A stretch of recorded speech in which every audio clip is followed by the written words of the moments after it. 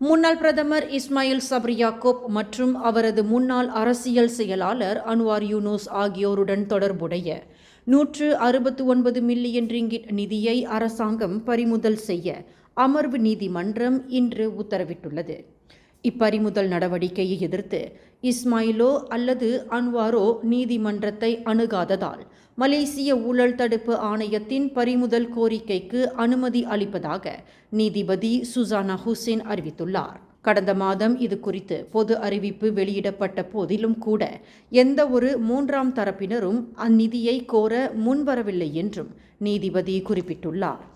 MACC சட்டம் 2009 பிரிவு 41(1) கீழ் SPRMஇன் பறிமுதல் விண்ணப்பத்தை நீதிமன்றம் ஏற்றுக்கொண்டது என்றும் அவர் தெரிவித்துள்ளார். மேலும் செய்திகளை தெரிந்து கொள்ள கீழே இருக்கும் பெல் பட்டனை அழுத்துங்கள்.